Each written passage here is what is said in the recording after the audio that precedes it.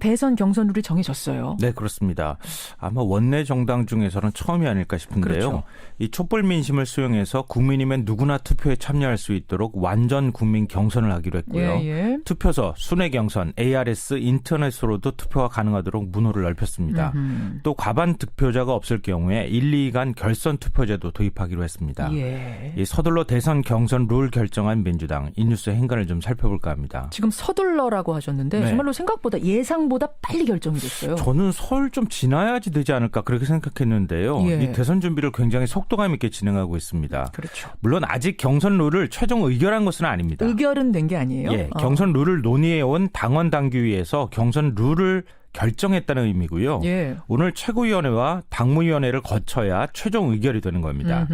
만약 현재 안대로 최종 결정이 된다면 내일부터 예비후보 등록을 받기 시작할 예정이라고 합니다. 최종 결정이 될까요? 아니면 다른 변수가 있습니까? 변수가 조금 있을 수 있을 것 같은데요. 그 변수가 뭐냐 하면요. 예. 박원순 서울시장과 김부겸 의원이 일방통행을 중단하라 그러면서 경선 룰에 지금 강하게 반발을 하고 있습니다. 박원순, 김부겸 두 후보가. 네.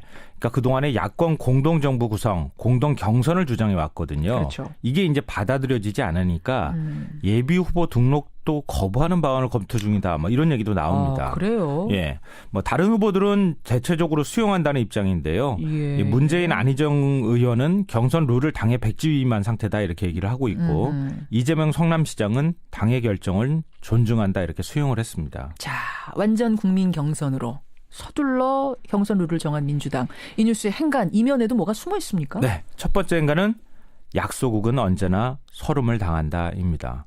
이게 지금 이 얘기가 여기서 왜 나오는 거예요? 왜 연관이 있는지 아시게 될 텐데요. 국제사회를 보십시오. 모든 결정은 강대국 위주로 하잖아요. 강대국의 힘이 제일 세죠. 네, 약소국은 굉장히 서름을 많이 당하고 겪게 되는데요. 예. 이번 결정도 좀 비슷하다고 볼 수 있습니다. 지지율이 높은 후보 사이에서 박원순 시장과 김부겸 의원 주장은 끝내 받아들여지지 않았다 이런 건데요. 이 어제 오전 7시 30분이었습니다. 예. 이 박 시장과 김 의원이 이재명 시장과 함께 조찬회동을 가졌거든요. 예. 이때 일종의 당의 마지막으로 호소하는 차원에서 국민의당, 정의당과 함께 야권 공동정부를 수립해야 한다 이렇게 촉구를 했습니다. 그러니까 지금 박원순 시장은 계속 경선부터 같이 하자 이런 거잖아요. 네, 처음부터 같이 하자. 야권이 다 같이 하자. 네. 그래서 박 시장이 민주연합이 한 배를 타고 대선을 치르자 이렇게 얘기를 했고요. 예. 김 의원은 87년 단일화 실패의 아픔을 다시는 겪어서는 안 된다 이렇게 얘기를 했습니다. 역시 공동경선 주장. 네. 그런데 딱 7시간 뒤 오후 3시 30분 양승조 당원당규위 위원장이 싹 무시하고 경선 룰을 일방적으로 발표해버렸습니다.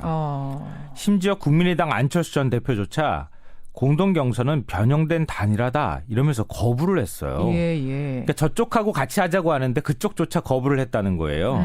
정의당도 좀 회의적인 반응을 보이고 있고요. 야권 공동경선에 대해서. 네. 그러니까 박원순 시장과 김부겸 의원은 당 안에서도 밖에서도 모두 무시당하는 그런 처지가 됐다는 겁니다. 그렇군요. 그렇게 된 거군요. 두 번째 행간은 뭡니까? 두 번째 행간은 주사위는 던져졌다입니다. 주사위는 던져졌다? 네. 어제 행간에서 제가 말씀드렸죠. 정치권은 헌재 탄핵 결정 시기를 2말 3초, 2말 3 중순? 뭐 이때쯤으로 본다고요. 벚꽃 대선, 철쭉 대선 준비한다 뭐 이 말씀 하셨잖아요. 네. 그러면은 얼마나 남았나요? 3개월 남았어요. 3개월. 그러니까요. 지금 3개월 내에 대선을 치른다고 하면요. 당 차원으로 보면 1분 1초가 아까운 시간입니다. 아하. 캠프 꾸리고 정책 준비하는 시간 감안하면 한 달 내에 후보를 선출해야지 원래 맞아요. 그것도 사실은 부족해요, 시간이. 예. 그러니까 어제 민주당 당원당규회의가 경선 룰을 빨리 결정한 게 바로 이런 것 때문인데요.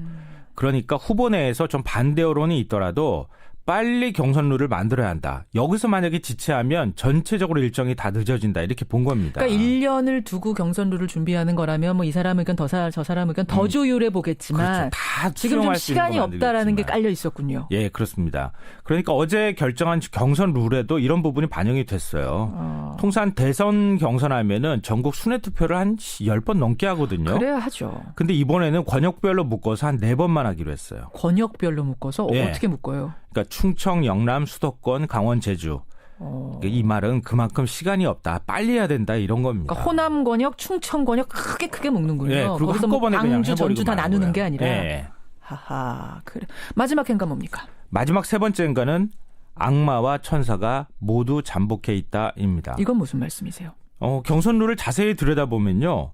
악마의 함정에 빠지지 않으려고 만든 고육지책에 숨어 있는 걸 알 수 있습니다. 그게 무슨? 이게 바로 ARS 투표 검증단인데요. ARS 투표 검증단? 네. 일종의 검증단을 꾸려가지고 ARS 투표 설계부터 끝까지 다 참관하고 투명하게 공개하겠다 이건데 이 완전 국민 경선의 하이라이트는 모바일 투표라고 할 수 있는데요. 예. 이 모바일 투표할 때 어떻게 안내하고 어떤 방식으로 투표하느냐가 이게 투표 결과를 엄청나게 바꿀 수 있습니다. 그러니까 후보들 간에 치열한 수싸움이 벌어질 수 있는데 그렇죠.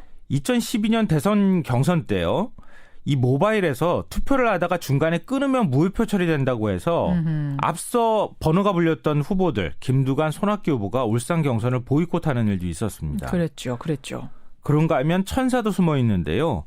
이 후보들이 완전 국민 경선, 결선 투표를 잘 활용하면 이번에 아주 흥미진진한 경선, 막판 역전 드라마가 연출될 수도 있다. 이건 또 천사일 수도 있을 것 같습니다. 그렇군요. 어찌됐든 그러기 위해서는 경선 룰에 반대하는 후보들도 잘 다독이고 설득해서 좀 아름다운 경선이 되는 게 중요하겠죠. 이 경선 룰 놓고는 오늘, 내일, 모레 한 요 정도가 지금 고비가 되겠네요. 예, 어떻게 될지 지켜보겠습니다. 수고하셨습니다. 네, 고맙습니다.